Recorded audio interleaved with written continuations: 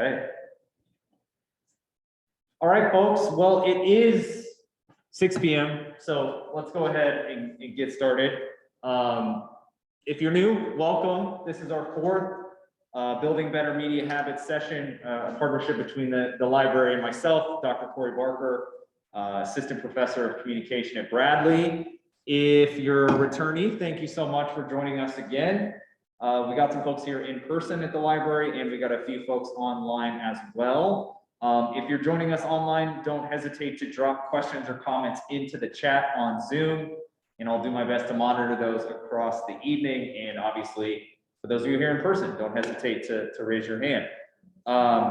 Tonight, after we've discussed over the first three sessions some general media habit things, we talked about media literacy. Last time we talked about misinformation, disinformation.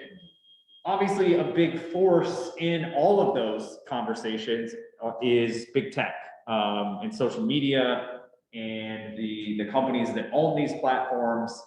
And so we're going to get into that a little bit this evening, and I'll be curious to hear what folks have to say about their own relationship to some of these big Silicon Valley companies and how they define our habits in our lives. So let's just start there with some opening general questions. When you hear the phrase big tech, what does that mean to you? What do you think of in your mind? Google, okay, a specific company. What is it about Google that feels like big tech to you?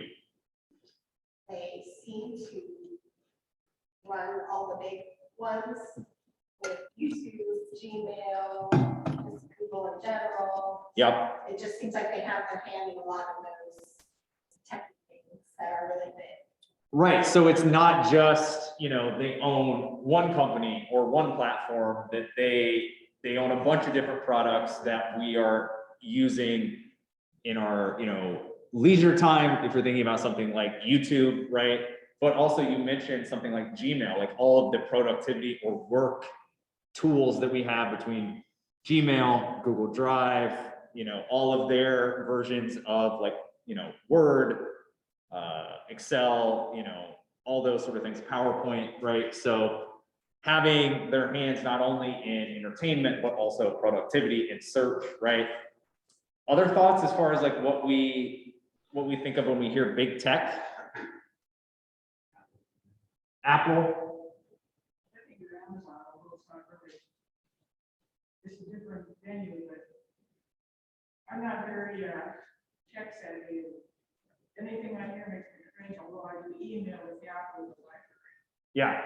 So Amazon, though, I've got it down here in my little iconography. A great example of another one that, it has a public face, and we think of it kind of in one way, right? Something like the digital store of Amazon, but there's certainly a much larger suite of products that they provide, right? So they've gotten into obviously making products, right? Making hardware from the Kindle to the Echo Dot, the smart home products, right? They've made phones at various times. That was a failure. They make sort of generic versions of a lot of products that are successful on Amazon, but then they've also gotten into entertainment, right? They have a television studio, they have a movie studio, they have a streaming service, right? They bought grocery stores, they bought Whole Foods, they have food delivery. And one of the things that people don't think about a lot about Amazon actually is that they, to make their store really successful, have built and continue to build out web infrastructure, like web hosting. So a lot of major, even competitors of Amazon, pay Amazon to host their website and host their databases and host their content on their servers. So Amazon actually controls a whole lot of the internet because some of these other companies literally rely on Amazon to exist, right?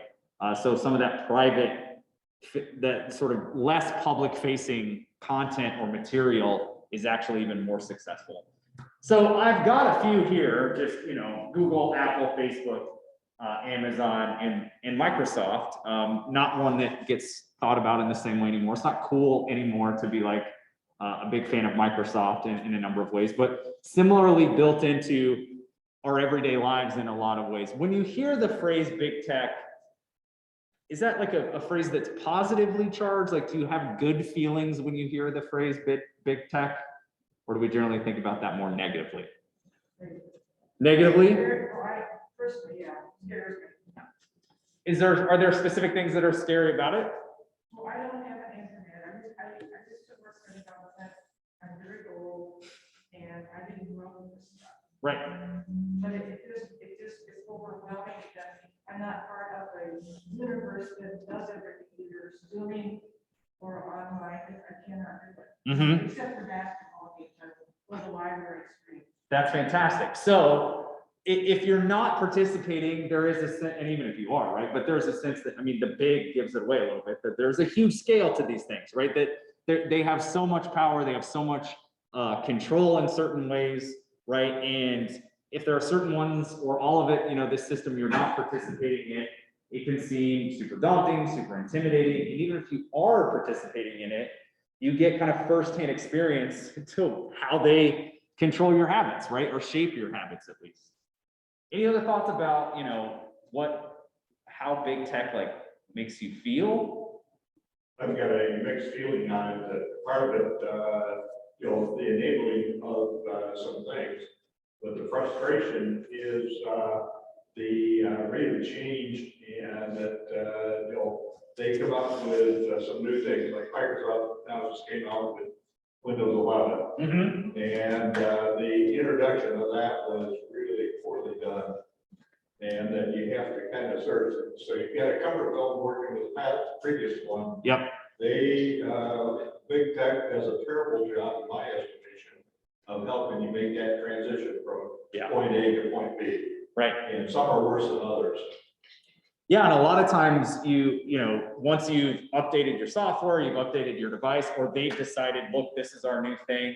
As consumers, we're just kind of pulled along with them, right? And either you have to figure it out on your own, or opt out and try a different product, or, you know, there's a whole lot of growing pains. Even if you are tech savvy, when something gets updated or they shift to something new, there's tons of impacts of that. Again, partially because it's their services, their products, their content is so embedded into our lives and our routines. You know, people mentioning in the chat that these companies know quite a bit about us based on, you know, what we're searching for, our habits, how we're using them.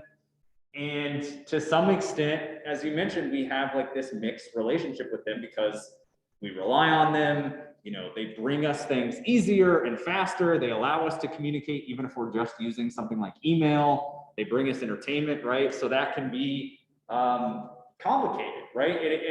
There's certainly growing concern, I would say. You know, there was a good grace period for some of these companies in the late 2000s and into the last decade, in the 2010s, right? About the sort of positive impacts or the things that these companies were bringing us, right? Whether that's Amazon creating a whole new sphere of digital retail, or Google making the internet so much more indexable and searchable and accessible, right? And all of the communication factors that come with social platforms like Facebook and Twitter, what have you, right? Now I think we've gotten to a point where people are really, even if they're not active users of certain platforms or products, pretty aware of some of the downsides, right? Or some of the challenges that are brought to us by these companies. So I think that's, you know, some of the material that I want to get into today, just thinking about what are the trade-offs of being in these spaces, using these products, how do they shape our habits, how do they shape what kind of information we get, right? So just some basic stuff. Everybody is, you know, coming to these things in a different way. As always, you know, I'll send this stuff to the library, the slides, the video, so people can access after the fact too. But just some of the main categories when we're talking about big tech, terms and categories, from social network or platform to algorithm, app, you know, spiders, robots, indexes, and queries. We can kind of group those together. And then cloud computing. So much of big tech is dependent on these items, right? And a lot more. But the social network part is linking us together, you know, allowing us to upload our own, what is known as user-generated content.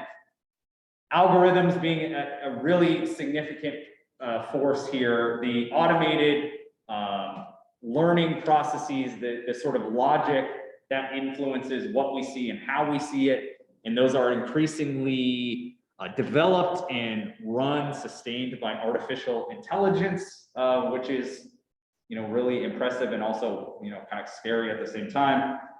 App is just a fancier modern word for like program, right? Excuse me. When we think about app, we often think about it in the mobile context as compared to when we're predominantly a desktop-oriented relationship with a computer, and it was called a program or software, right? But typically blending functions of existing apps. So something like Uber, for instance, on your phone is an app that brings together a bunch of different things that your phone can do, right? It can pin your location, you can use a map, right? It's got a built-in pay system, so your phone collapsing a lot of these categories together. The spiders, et cetera, there are part of the algorithmic search-oriented processes that exist online, where, every single moment, essentially, tech, especially like Google tech, Microsoft to some extent with Bing, right? I mean, Bing is doing this, people just don't use Bing as much, right? The other major search engine.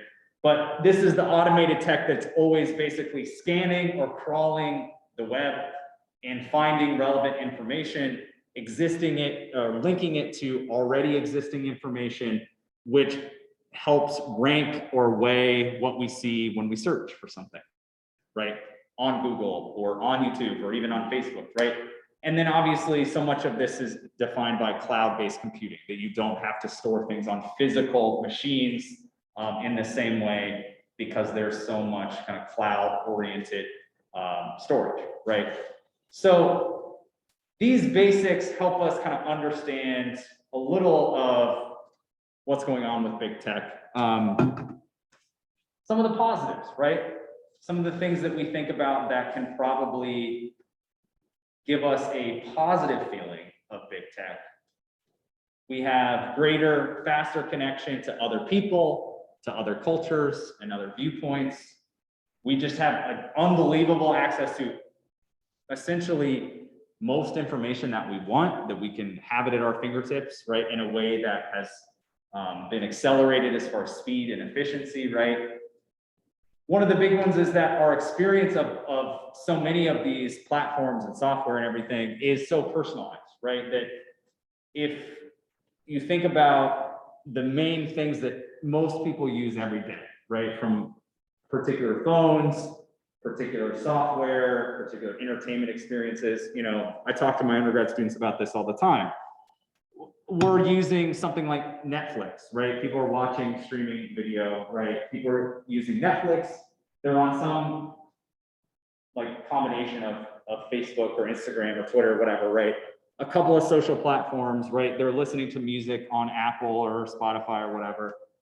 So there's only a small number of things that people are using, but those things are so heavily personalized, right? That your experience of Netflix is fundamentally different than my experience of Netflix. Your experience of Apple Music or Spotify or YouTube is completely determined by what you put into it, right? And we use it maybe the same amount, but we use it very differently, right? So that personalized on-demand nature of entertainment, of news, is so foundational to this era of media and technology, right? That they can create these infrastructures that everybody can use, but feel like they're in their own world, right?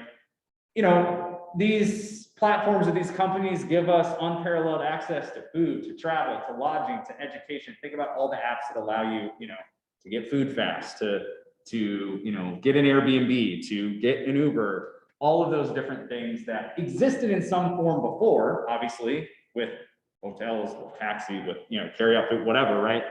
But it's so much faster. In some ways more personalized. And there's obviously been a huge creation of new industries, new jobs, new content as a result of these companies existing. When you think about your everyday life, what is it about these companies that has a positive effect on your life? Either specific examples from what I have, or maybe something that I don't have at all. Can you think about what they bring to you positively? Access to information to help address a specific thing that you're trying to look at. So if something comes up, you're thinking about something, or you see something on another platform, right? Like something comes up on Facebook, or something's in the paper or on TV, and you're like, I want to know more about that, right? You could do that before, but you would probably have to come to a place like this and think about, the physicality of rummaging through books, archives, things like that. And even at that point, you're heavily limited by where you are, what time it is, et cetera, right? Library's closed, it's Tuesday, this branch isn't open, whatever, right? And it's now relatively instantaneous, depending on the speed of your internet, right, or the network you're on.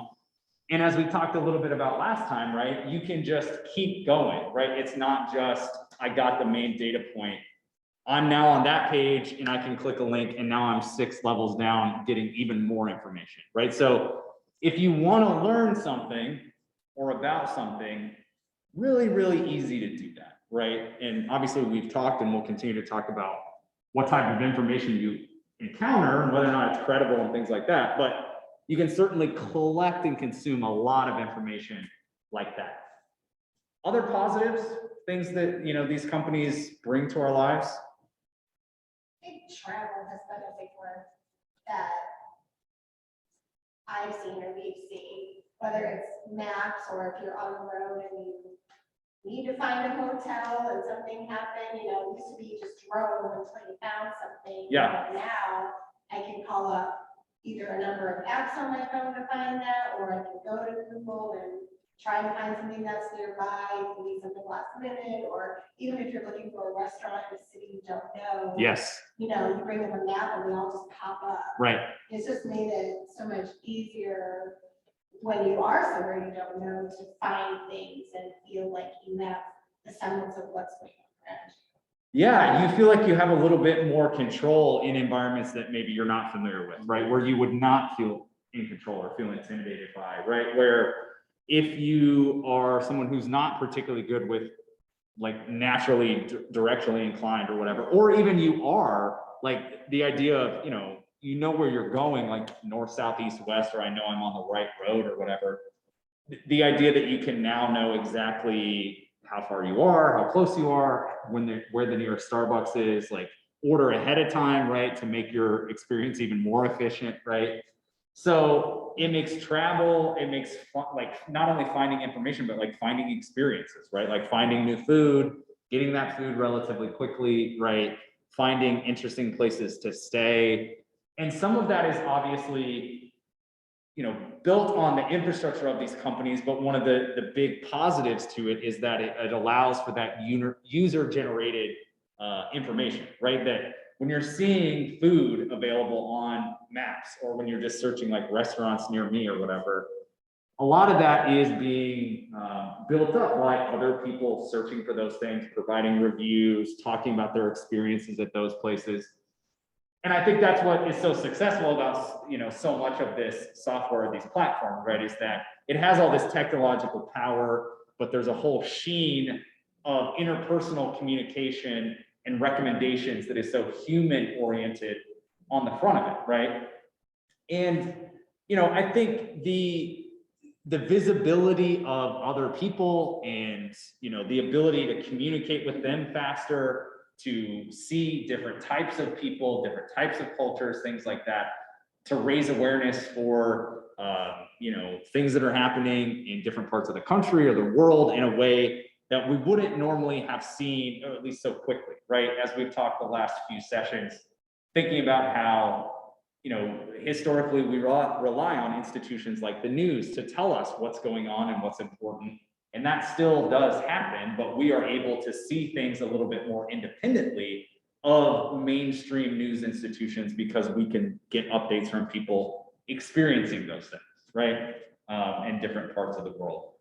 So, thinking about these things from a categorical standpoint, I tried to just think about like, if we were to categorize like what is big tech, and I don't want to belabor these points too much, but just if we were to put these companies in individual categories, it might look something like this, right? Where we have a bunch of different categories that primarily exists as a social network to bring people together and or to bring people to information, right? And that includes your Facebooks, your Instagram, Twitter, and so on, right? All the way down to things like LinkedIn, which are more, you know, sort of job oriented, or something like 4 and 8chan, which is a controversial online space where there's a lot of toxicity and sort of horrible things emerge from, right? And then we have messaging and communication, right? Apps that are on phones or computers that are primarily more private, but you can have pretty large groups, but it's not just such a public social network. They're more targeted forms of communication, whether we're talking about something like Zoom, which we're on right now, Skype, you know, messenger apps on your iPhone, groups like, or platforms that allow you to create like groups and rooms like Discord or Slack, more secure forms of communication like WeChat or WhatsApp, right? That essentially allow for one-to-one or one-to-many, but it's not as public in the social network sphere. Then we've got streaming media, right? Netflix and all its competitors, YouTube, Twitch, Spotify, Apple Music. These companies that we might not always think about as big tech, but that certainly make a lot of the hardware that some of these top 3 things, or a lot of these top 3 things, run on, right? So from things like Apple and Microsoft that we mentioned to platforms or companies like Samsung, Foxconn, Huawei, IBM, Panasonic, LG, Dell, etc., right? Making the actual physical stuff. And then, as we mentioned before, we've got these big companies who kind of just supersede categorization, right? Amazon, Google, AT&T, Comcast, Verizon, companies that own physical infrastructure, right? Especially when we think about your AT&Ts, your Comcast, or Verizon, like literally owning phone, television, telephone lines, you know, DSL, all of those sort of like infrastructural, the things that so many of these networks or streaming media like don't exist without, right? What we call in a form of media studies, like they own the pipes, right? They don't necessarily own all of the content, but they own the pipes that the content goes on, right? And in certain cases, you know, Amazon makes content, Google makes content, Comcast owns the movie studio, right? AT&T it just is getting out of the media business. They owned Warner Brothers for the last few years, and now they're getting out of it. So these big companies do a lot of different things, and I wanted to spotlight just a few here. So things to consider, right? Obviously, we talked about Apple as this huge content company, this huge hardware company. In a lot of ways, like the largest and most successful company in the world as of early 2020. 1.5 billion Apple devices actively being used, over 900 million of them just being iPhones alone. Somehow, 2019 was the best-selling year for Mac computers, despite, you know, everybody kind of already having a computer. Like they continue to just turn that out, right? But they also have cloud storage subscription services that you can pay for, right? iCloud, you can pay for all the devices now, headphones, smartwatch, tablet, etc. You know, obviously they're moving further and further into content. So if you're unaware, you know, they have subscription services for music now. They have Apple TV Plus. They have their own streaming television video service. They charge more and more, or give you more and more options to pay for iCloud for storage, right? So on some level, they're seeing that, okay, the more and more we make these devices that last for a long time and that people love, you know, we can't totally like continue to hit the same sales goals, right? And for our shareholders, the number just has to kind of keep going up. And so if we get people to sign up for a $3.99 streaming video service or a $9.99 music service, and they kind of forget about it, or they use it a lot, well, that's just easy money every single month. And we do that at scale, and we do it worldwide, then we're doing pretty well, right? Other things to consider with Apple, of course, you know, they've had a number of examples where their iCloud storage where security issues have emerged, right? Where famous actors have had, personal files and, like photos that they've sent to partners or whatever, that's where they're nude or in sexual situations, whatever, have been hacked, have been sold, ransom, whatever, right?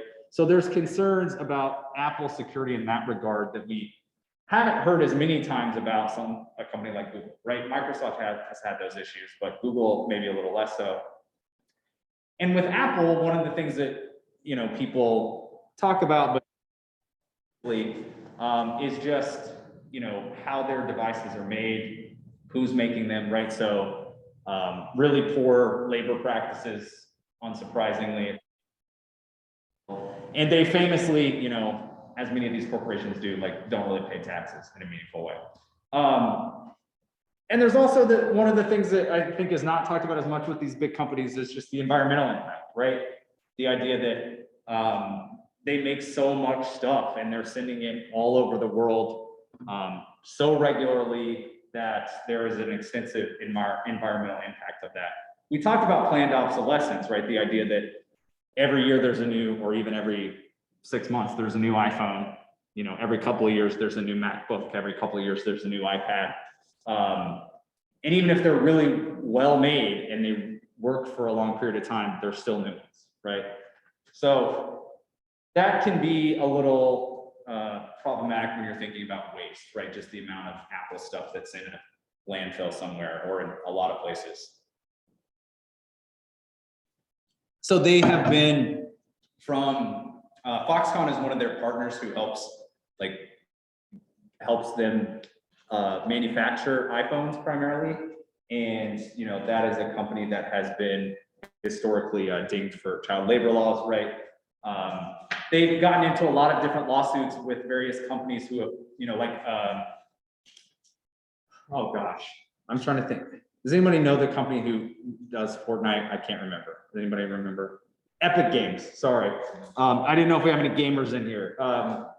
So, they've been pretty restrictive about like who and how you can make money like on their stores, like the Apple App Store, the Game Store, things like that. So when you get so big, obviously they can kind of control what's going on.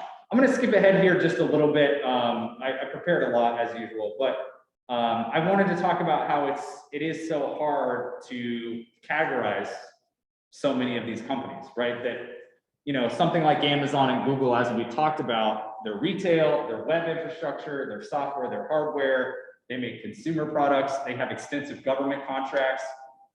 That's something that we don't often talk about when we discuss big tech, is how embedded they are, not just in the economy, not just in our everyday lives, but with the government, right? Obviously, the whole government infrastructure needs networking devices, they need computers, and that's just for like employee-based communication and productivity. That's before we get into higher level stuff. And obviously that predates Amazon and Google, right? We're talking about like IBM, AT&T, whatever. AT&T, Verizon, and Comcast are old. They're not often thought about when we talk about big tech, right? It's often the companies that I've had at the bottom of the screen, your Googles, your Microsoft, Apple. But these companies in some form have been around for a lot longer, right? And they have their literal like hooks into the infrastructure of the United States, of the world, right? And they can establish very clearly how fast we can access these things. We talked about that speed, that efficiency. They're the ones who control that, right? And I'm sure we've all had the experience in some way or another, probably with Comcast, right? About how slow or expensive their services are and how hard it is to not rely on them, right? How many of you in here have been a Comcast customer before? Okay, 3 out of 4. How did you or do you enjoy your Comcast experience? Yeah. Not a better option. Yeah, and I mean, here locally, we just, in my neighborhood, we finally in the past year have been able to have i3 for our internet. And yeah, the salesperson like came to my door and like started the pitch, and I was like, say no more. Like, I've been waiting for you to knock on my door. What do I sign? When can you come? Tomorrow? Great. Because there is like just that long-term experience with Comcast is just soul crushing, maddening, right? Like, and you have no choice, right? I mean, I've been a Comcast customer for like 15 straight years until like 6 months ago, right? And so that is so much dictates like our experiences of media and information almost more than Facebook, right? Because it controls what we can access, the speed, in certain places, data caps as far as how much you can consume, at what degree, right? You get, price increases basically for no reason, right? They throttle your speeds, and you have no choice, right? They control so much of the area. So I always like to bring those companies up because they are so important to how we engage with media and information. They're able to prioritize certain platforms, right? So Comcast in the last decade has gotten into a number of fights with Netflix, for instance, over like, throttling speeds for Netflix consumers because Netflix is not willing to basically pay Comcast enough money, right? And consumers are using Netflix so much, and Comcast is like, well, this doesn't work for us, right? People are using our bad networks, and we don't want, we don't want it to slow down even more unless we're like actively choosing to do so. So these companies obviously like kind of raise the biggest questions, right? Questions over privacy, questions over what happens when we're using algorithmic platforms where they're giving us personalized recommendations. They're heavily involved in the circulation of misinformation, of disinformation, of what we can access and how we can access it. Do we even have like true freedom of information? They obviously are hugely, well, they're just huge. And so the idea of global competition is something that's always kind of in mind. And we'll talk a little bit about the government role here, both like positively and negatively, the antagonistic role of governments. So maybe you've seen, to that point, I forgot it was the next slide, in the last couple of years in particular, the US government and world governments have started to raise alarm bells about the influence and the power of these companies. It's always been there, right? We'll have pockets of time where, folks in Congress decide they're angry at one company or another. But this has really come to a head for a few different reasons over the last few years, where there are congressional hearings, right, where we bring Mark Zuckerberg or Jack Dorsey, the person in charge of Twitter, the various folks who've been in charge of Google, executives from AT&T, whomever, right? We bring them in front of a committee and we basically, sort of ask them why they're so awful. And they just make some kind of justification for why it is they do what they do. And there'll be a bunch of articles about how, maybe we should break them up, maybe we should, sanction them, maybe we should do X or Y. And then it kind of floats away a little bit, and then it kind of has popped back up. I've got this later, but since we're here, I mean, what do we think about this as like an option, right? Like, do we think the government should get involved a little bit more, or is there a way to potentially minimize to a little bit of a degree, like the power that these companies have over us? Like, what is a solution, a potential solution to some of these challenges? Is there one? I think the big challenge for any solution here is the government polarization that is in place right now. That's not really a true understanding of what the needs are. Right. Not a lot of collaboration. No collaboration. And amusingly, this is one of the topics that like there's moments of bipartisanship. Like it's like, look, we all hate each other, but who do we hate more? These people. But we hate them for different reasons, right? Like, that's the interesting thing. I think this article is from early last year, right? That when they had one of these congressional hearings, right? A lot of the Republican senators in particular were obsessed with like the alleged censorship of conservative voices, like on Facebook, right? That like our posts we're not getting enough likes, right? Like Ted Cruz is like, I'm not getting engagement on my tweets. What's going on with that? And then the Democrats are like, well, your Facebook groups like led to the insurrection at the White House, and Bernie Sanders is like, we need to break you up. You're a monopoly. And so like, they're all mad, but for their different pet reasons. And then that doesn't even, you know, get to some kind of even partially unified, like, well, what are we going to do about it, right? Because they all have these very clear reasons to be mad, but it's often not things that are maybe totally in our best interest or like that solve any of these problems, right? It's just like, well, why are my posts getting censored, or why is there misinformation, even if they're not really talking about what that means? It's just like, that's a thing that we know people are mad about on, you know, among Democrat voters, right? So let's talk about Russia, right? And it really depends on, you know, your view of like the government's role in society, right? And the scale of these things, right? Because I think you'll hear, look, we should do something about it. We should break them up. And I ask my students this all the time too, because I think it's, you know, a lot of times I feel like undergrad college students they kind of tell me what they think I want to hear, right? They think that when I ask them, is social media like good or bad, or what do you think of social media? They're all like, it's awful, because they think that's what I want to hear as like an older person, I guess, older than them. And I don't necessarily want to hear that, but then I always say like, okay, it's awful. What do we do about it? You know, and they're like, well, you know, these are private businesses. We shouldn't have any sort of involvement there. And that's not to criticize them, but it's just, it's hard to imagine, given our like relationship in this country to corporations. Like, we've been generally deregulation friendly for the last 40 years. It's hard to imagine the government infrastructure getting together and just saying like, we're going to break you up, right? And there's been examples in the last few years of, you know, the Justice Department said basically they were going to come after Google for antitrust violations, right? That they,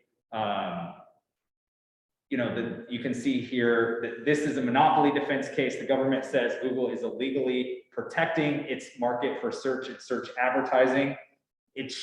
Google basically struck a deal with Apple, paid Apple billions of dollars a year to make Google the default search engine on every new iPhone, right? So these major companies, when they collaborate together on things like that, have even more influence, right? That when you get a new iPhone or you get a new MacBook, that the default search engine is Google. And that's not just because it's the most popular, it's because Google is paying tens of billions of dollars to make it be the default, right? And again, this is something that came up in the Justice Department in early 2021 and is continually sort of brought to the fore, but not like no major penalties have arisen from this, right? And Microsoft experienced a lot of antitrust. You know, they got broken up in different ways in the early 2000s, and that didn't totally stop Microsoft, right? I mean, it allowed other competitors into the marketplace a little bit, right? And then there's like some of these smaller things that I think, you know, are talked about, but it's just so part of our everyday experience that maybe it's sort of like, what do we do? What do we do about this, right? There's been at various points, companies like Google have been criticized, right? That your platform or the way that search is done, or you've got, you know, facial recognition technology built into your device or whatever, what are you doing with that information, right? And there'll be moments of like, we got to stop this, right? Whether that's personally identifiable web information. This story's from 2016, when Google said, okay, we're going to stop doing this. We're going to stop making some of your information so clearly identifiable to what you're doing and tracking you. And then sort of quietly, they like just keep doing it, right? Or start doing it again. And the same thing is true. You know, I mentioned the climate change topic. Let me come back. There we go. That's what I was looking for.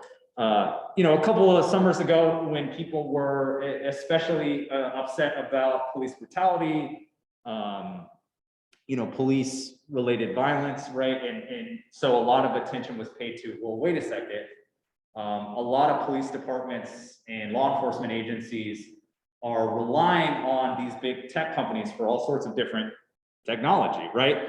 And so it's like, we got to direct our energy somewhere. So let's, you know, people were very upset about these companies using facial recognition technology. Amazon was supplying things like Ring cameras, right? They actually did this in Peoria, right? You may be aware of this, right? Where they provide companies with Ring camera or communities with Ring cameras. They give a bunch of them to police departments. and then they give them for free, and there's a rebate process, and then that allows the police departments to give them out to citizens for free, right? And that's perceived or thought to be like, you know, a good thing for security reasons, for safety reasons, but obviously it allows Amazon or anybody else who has these, you know, sort of doorbell cameras to create a wider surveillance network, if you will, that is not every day being used for the most evil things possible, but could be, right? And there's been pushback in various communities, including Peoria a little bit, about these cameras, right? You're giving these cameras for free to citizens when if I want to buy one, it costs $99, $150. Obviously, there's a reason you're giving them away for free, right? Microsoft got in trouble because they were providing a lot of resources to ICE, for instance, right? When people are thinking about some of the not great things that ICE does related to immigration in this country. And that's happened a few times over the last few years, right? So I think we encounter these moments where it's like, man, they control so much of our everyday lives. They're providing all this technology to basically every institution in the country.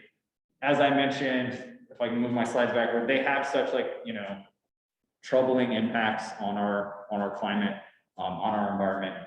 And I say that as an Amazon Prime user, right? Like, I'm not up here on my dais like, oh, I never do anything. Well, I've got 5 Mac devices up here, right?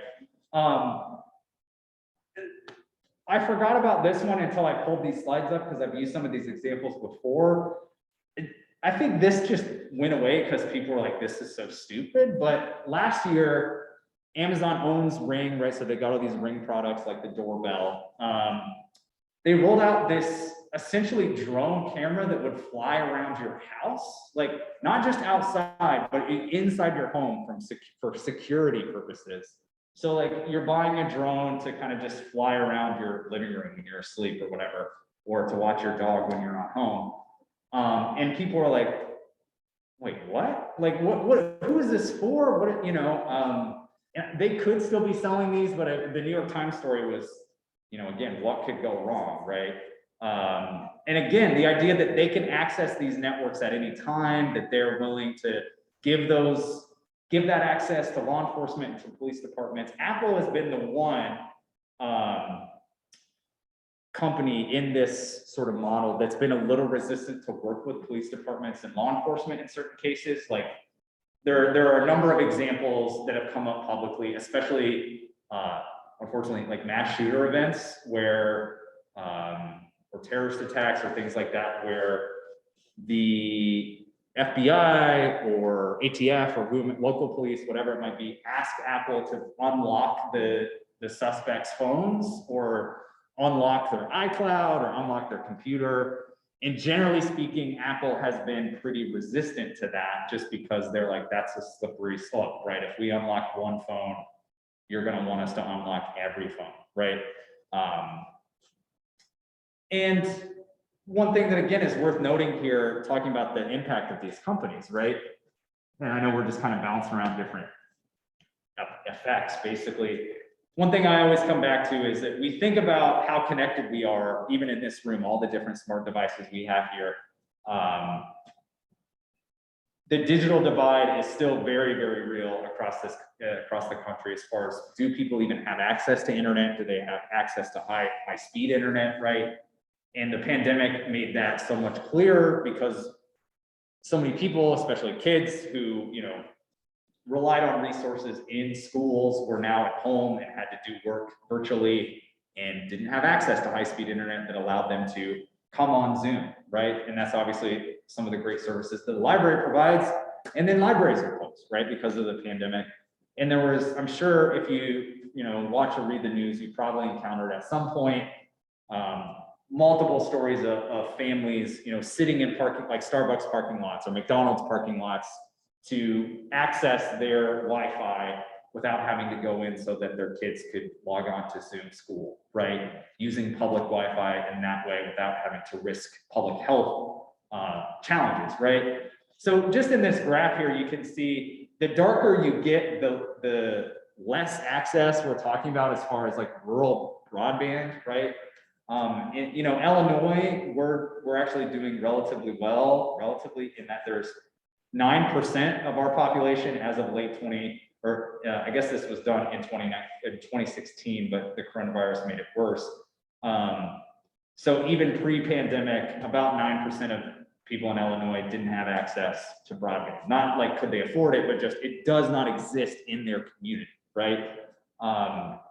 Indiana, where I'm from, 17%, Ohio 8%, Iowa 15%, Wisconsin 13%. So in the Midwest, similar numbers. As we get further west and further south, you see that those numbers are pretty large. You know, some even over high 20s, low 30s, right? And so a lot of people basically said during the pandemic, Comcast, AT&T, Verizon, basically all the infrastructure you have, turn it into a big Wi-Fi hotspot for people to use freely without data caps because they're spending so much time at home. And generally speaking, those companies were like, no, absolutely not. We will not be doing that. We will charge you more though. Thank you. So we have these big concerns, right? Misinformation, disinformation, privacy, security. How does, you know, the Facebook or the Google algorithm affect what news we get, what ads we get, perhaps most notably, right? I'm sure we've all had the experience of, you know, searching for something once and then having it follow us around the web, or, you know, maybe somebody in your household searching for something and then suddenly you start seeing it in your ads online if you're online, right? They're targeting through your IP address and your location, realizing like, oh, somebody is in this household or somebody associated with somebody in this household is searching for X. So maybe this third person in that chain is interested in that as well, which leads people to think that a platform like Facebook or Google is literally spying on you, when in reality, it's just their technology is so sophisticated that they could triangulate those, you know, searches with an IP address, with a location to say like, somebody 3 people away from you looked at this, so you were probably talking about it or want to see it too. Their relationship with political institutions and governmental agencies, overall influence on our relationship with technology and one another. So when you ask people like, what is one of the like biggest improvements in society? Time after time when people were surveyed, and this one's from 2017, but when people were asked this about every 5 or 10 years, they say technology, right? The improvements in technology are a net positive. We're so impressed by that. But then conversely, unsurprisingly, you ask people about some of the effects of technology and they're like, well, hold on here, this is not so good. Roughly 6 in 10 Americans believe it's not possible to go through daily life without having their data collected, either by companies or the government, which is, you know, they're basically equal, right? And obviously the government is relying on contracts and technology from so many of these companies. And about half of Americans feel as if they have no control over who can access their online searches. So they might be concerned about where they're searching from, what they're actually posting, private communication, right? Purchases that they've made, websites that they visit, things that they're searching for, right? So there's huge concern among people, not the same people who were surveyed about the positives of technology, but in general, technology good, impacts of technology maybe not so good, right? And that's one of the things we keep coming back to. You know, we assume that both companies and the government are collecting information about us. I know we're already coming up somehow to 6:50 here, but what about this specifically? Because I think it comes up quite a bit. How do we feel? Are we concerned in the room here or on Zoom? Are you concerned about the information that these companies have about you? Is that something you think about regularly or at all? I don't know if it's concern. I guess I feel like I'm not doing anything that, you know, anything I do is pretty benign. So whatever, and I guess I'm intuitive enough to hopefully understand that what they're throwing at me is like-mindedness of what but it's a little unsettling, I guess, more so than concern that they know so much about every move that you make. Yeah, I mean, I think that's a general principle that I think people often abide by, right? That like, well, I'm not doing anything weird or illegal, Yeah. right? So we assume that like there's not a person for every person, that there's somebody in a, server room right now, or like a windowless room, like looking at all of our stuff individually, right? That they have the ability to kind of go through, right? And if I'm not doing anything bad, then like, okay, whatever, right? Yeah, I have a different perspective. please. I'm old, and I grew up in a different era. Yes. Right here, okay? And I'm very old school, except for email and typing, I don't listen, I can do anything. But I used to work for the government, and in London, Cincinnati, I worked for a government agency, and they just started at computers, and they were the little. Yeah. And I was with the mouse, and I almost had a cardiac accident, but someone helped me there.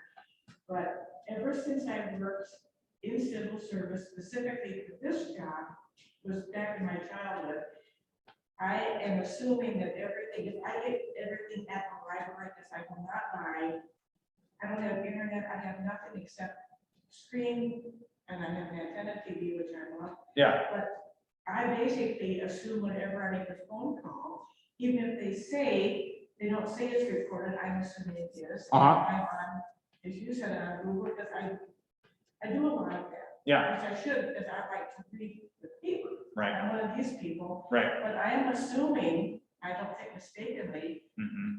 that everything that as you said, everything that I'm typing in. Yeah. Is being data collected. Yeah. Everything. So that's why, because I'm on Yahoo. Yeah. And that's why all these things are popping up, and you say, where are those coming from? Yeah. So that's where that's coming from, right? Yeah, absolutely. And so often, like one of the shifts is now they've made it a little bit more visible to you, where, when you sign up for a new service or you get a new device, right, you got to read the terms of service that essentially says we're going to collect everything on you, or you can opt in or out of certain pieces, right? That's the small step we made. Where you go on websites and it'll say, do you accept cookies, right? Do you accept being tracked? Whereas even like 5 years ago, you didn't see that as much, right? There's been small moves in legislation. In other countries, in the EU, for instance, they take this stuff a lot more seriously, where that's a lot more forward, where if you come to a website and that website is tracking you, the EU has required that in those countries, people have a lot of power to how they're tracked. Like when you click, I don't accept here in the States, there's like other versions where like, okay, yeah, but we're still going to track you a little bit, right? The EU has just recently, let me click through here. I pulled that up too, and I've always got so much stuff. Let me just click out. Where is that story? Oh, here we go. European Union, Thursday. This is from just a few weeks ago. Most far-reaching laws to address the power of biggest tech companies, potentially reshaping app stores, online advertising, e-commerce, messaging service, everyday digital tools. Digital Markets Act, most sweeping digital policy since their previous policy, which went into effect in 2018, aimed at stopping the largest tech platforms from using their interlocking services and considerable resources to box in users, squash emerging rivals. What that means practically is that companies like Google will no longer be able to collect data from different services to offer targeted ads without users' consent, and that Apple may have to allow alternatives to its App Store on iPhones and iPads. Violators of the law, blah, blah, blah, face up to 20% of their global revenue, which could be tens of billions of dollars, right? So the EU has taken this a lot more seriously. Again, Apple has kind of publicly gone up against other companies and sort of pushed back against Google, against Amazon, against Microsoft, against Facebook, right? But that sort of makes them look good in this larger debate, right? But they're still obviously collecting tons of information on us as well, right? And I think that's true. And one of the things that I can start with a little bit in the next session is, there are tons of resources online that actually, allow you to, here we go, there we go. If you just want to find out like, how much information do these companies have on us? You can actually go to each of them and you can request and download all of the data that they have on you. So you can actually get all the data from Facebook, from Google, from Twitter, Amazon a little more difficult. But these companies have at least tried to put a public face on like data collection and information collection to say like, yeah, we collect a bunch of stuff. We'll even show it to you, right? Again, as a moment of transparency to sort of make you feel like, look, it's not a big deal. You use this, we give it to you. What we do in between those two moments, hey, you know, that's between us and our advertisers or our corporate partners, right? But so it's sort of, and I've linked here, Google, Facebook, and Apple, right? You can just, even I'll just click into one to show you what it looks like here real quick. Let me swap my screen share. I have to leave because I can't drive after that. No problem. Thanks for coming. I'm not ordering. I appreciate it. Yeah, we're about to wrap up. You're fine. We're downtown, anywhere but here, but I have to be really careful. I understand. Thank you. Thank you. So when you're on a platform like Facebook, for those of you who might use it, you can see like, how do I access all my information, right? And it gives you step-by-step instructions. Google does the same thing. But then like, what do you even really do with that? You just see like the scale of the stuff that they have on you. And I've done this, and depending on how much stuff, the last time I did it, it was like hundreds of gigs of information. So it was like filling up my computer with just like my own internet history as someone who's a heavily active user of the internet, right? You know, that is, I guess, interesting, but it doesn't actually change any of the dynamic of, you know, your relationship to data. Matt, do you want to say something? You turn your camera on. But you're still muted. Let me unmute you. One second. Okay, yeah, thank you. I just wanted to thank you for again having this tonight, and it was very interesting. I wasn't able to get in right at 6. Somehow I got the wrong ID, but I got in finally. So Thanks for coming. yeah, thank you. So folks here, we've got a few folks left over. I mean, like about opting out or deciding to do something different related to companies or the platforms that they own. Do you think about this too much in your everyday life, or is it just like, again, I'm not really doing anything bad, so it doesn't matter to me? My big concern is credit card information and things like that. Yeah. They have got it that happened twice where they canceled. I haven't canceled the card and Yeah. redo it and that. But I'm not sure where they got it. I'm pretty sure they probably got the information from some activity I did there, because I generally watch to see if it's a secure site. Yeah. And that's always a concern in terms of, you know, how they're going to do it. Yeah, I mean, that's a huge one, right? That I think has sort of ebbed in overall concern. I mean, I think about when I was a kid and I would try to get my parents to like buy online, right? And even in the early 2000s, it was like, do not put your credit card on the internet. Amazon helped like make it more comfortable for everybody. And obviously we built a better like online banking and everything like that. But yeah, I think that's not talked about as when we think about like data. It's often like your privacy as far as your passwords, but there's not as much conversation more broadly about like the security related to commerce, right? Related to your banking information, related to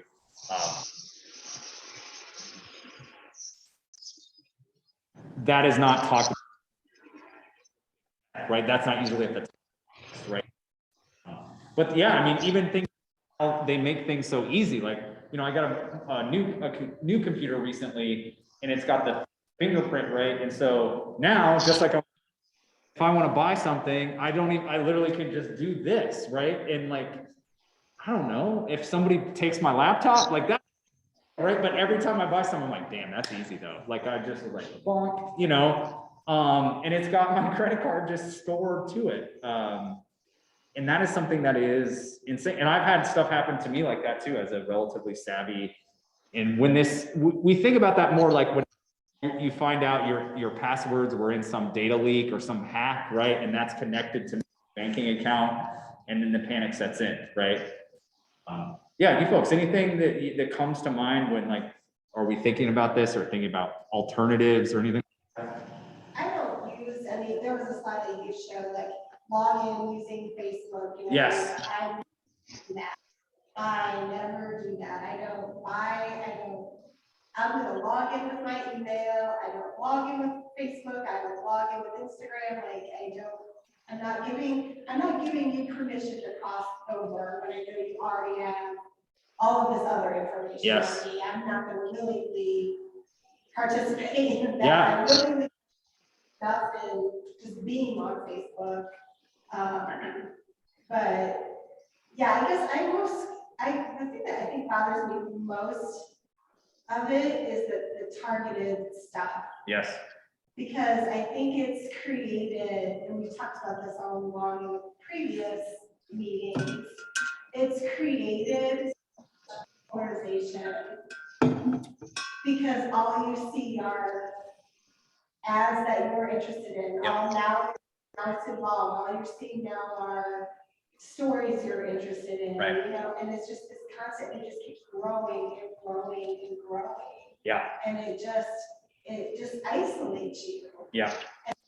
And then even worse, Yep. isolates you. Yep. And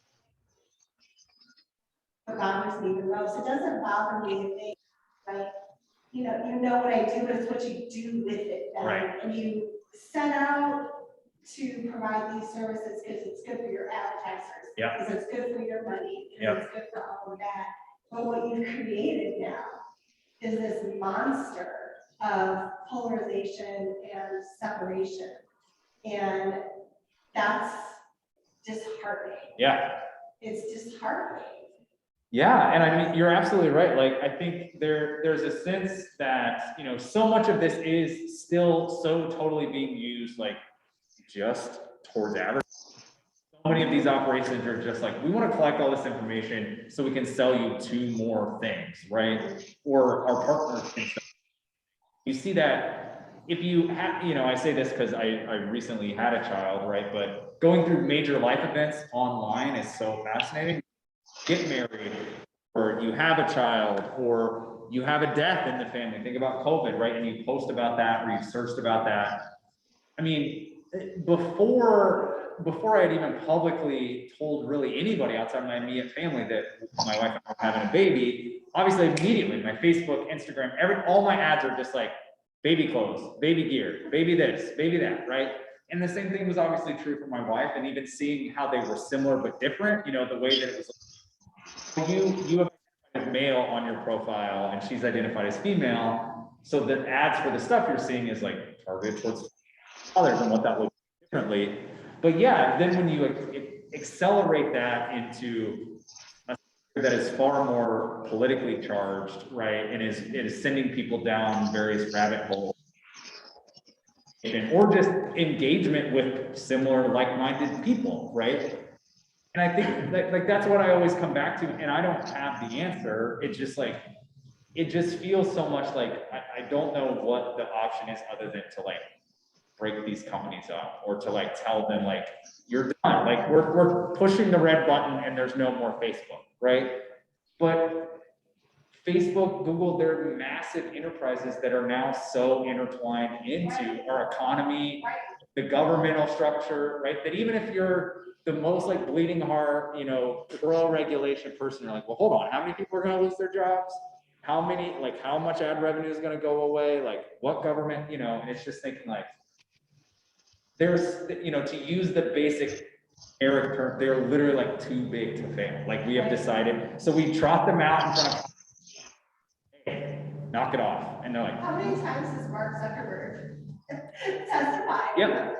And every time it's like, our bad, next, we're gonna add, like, we're gonna turn 2 knobs this way, and next time this won't happen. And then another thing happens, he's like, okay, we found other knobs and now we're gonna turn them that way. And that doesn't change anything, but it makes people feel like, well, okay, we're gonna do something about this. And then we absolutely do not do anything about it, right?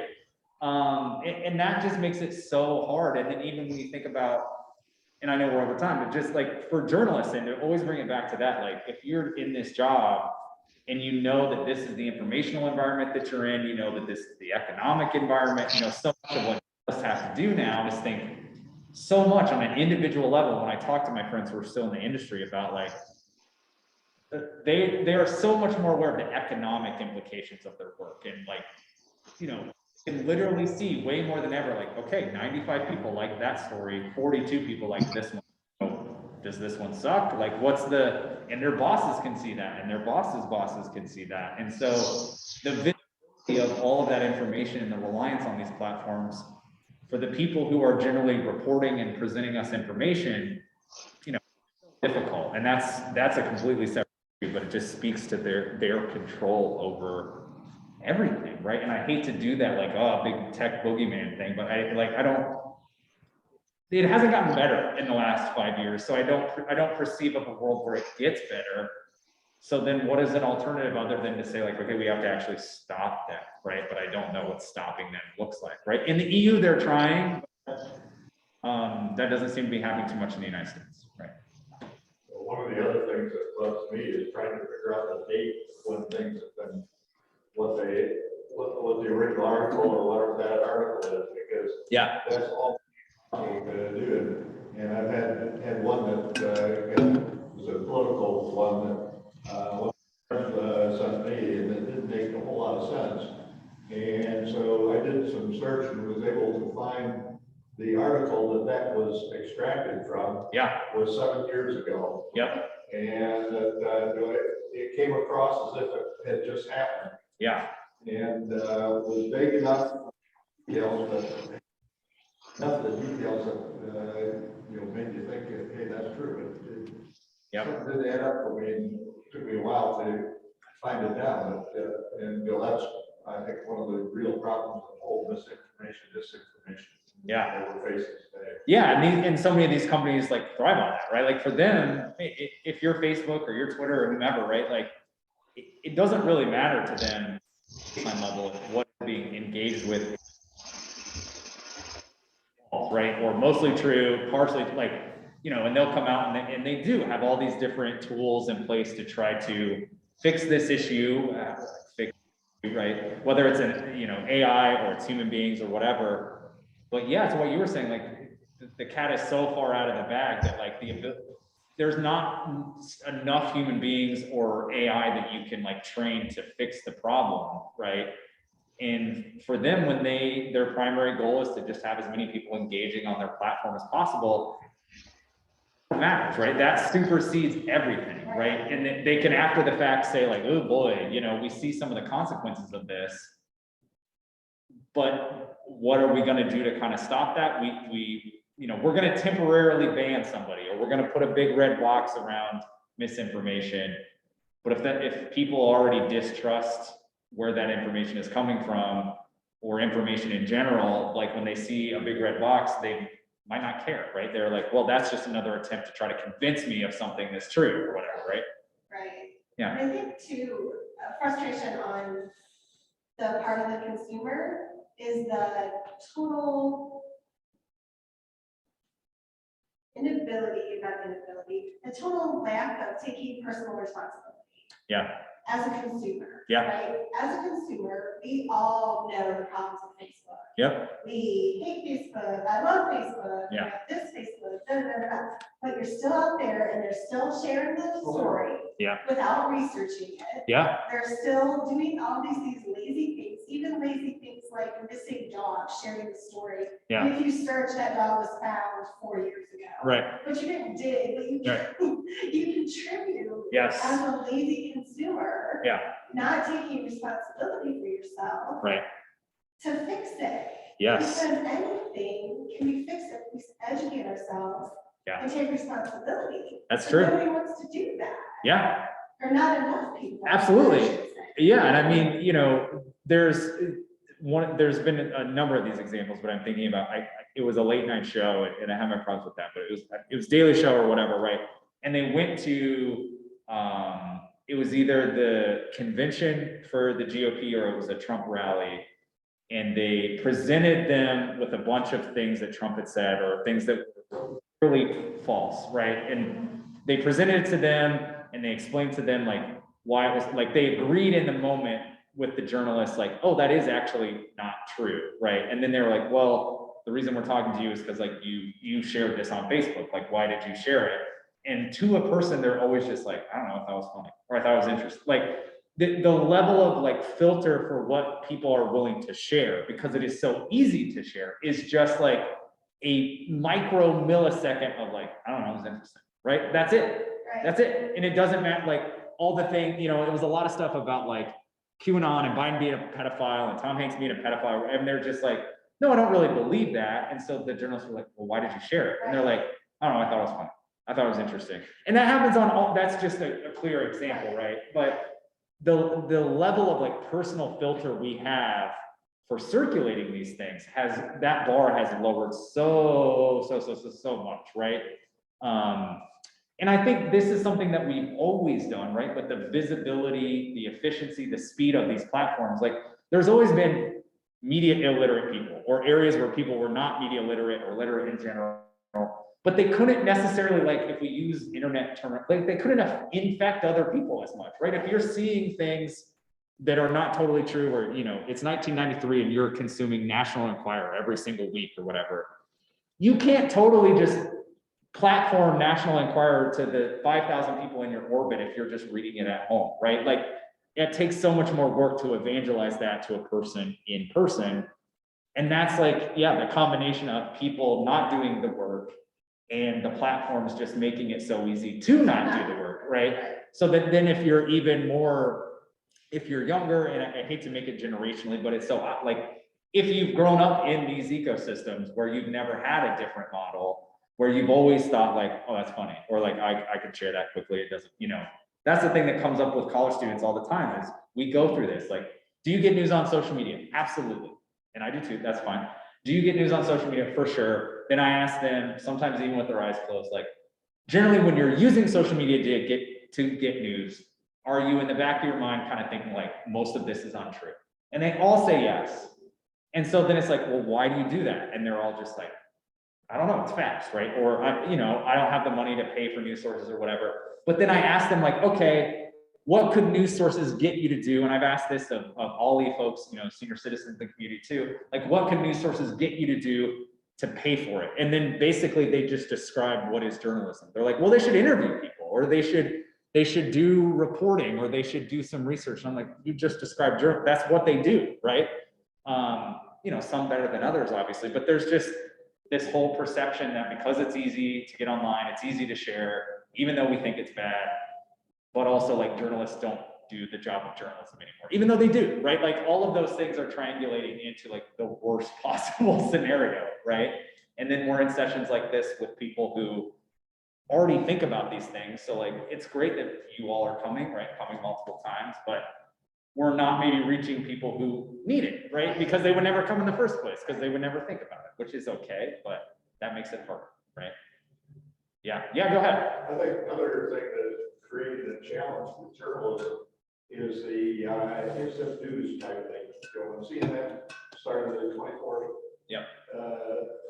hour news thing, there was more need for being fast reporting things. Absolutely. As opposed to doing any research or Yeah. validation. Yeah, and in the patience of waiting for things to play out, you know, and I mean, oftentimes that's not the fault of an individual journalist. It's the like expectations of the environment they're in, right? Like I've worked for digital oriented outlets, and it's like, you have to publish 10 stories this week, or in really bad scenarios, like you have to publish 10 stories today, you know?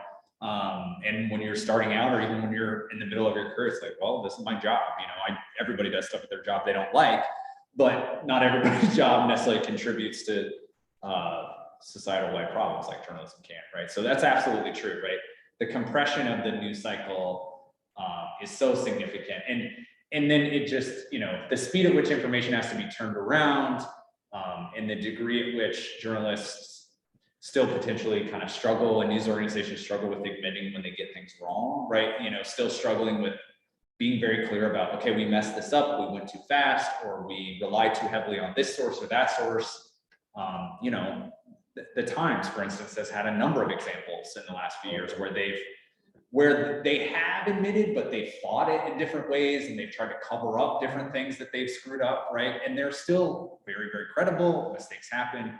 Like, that's not the way to do it, right? If people then, it's all perception. If people have found out that you've done something wrong, trying to cover it up, you know, the cover up is the crime, right? That's what we talk about. So that adds so much to this as well. Well, folks, we're at almost 7:20. So thank you so much. I really appreciate it. We'll be back in May, folks, joining us on Zoom as well. I think that'd be May 5th, 6 p.m. And we'll continue this conversation, and we'll send information about the Zoom link, and we'll be here in the North Branch. So thank you all so much. Have a great evening. Thank you. Thanks, Mac.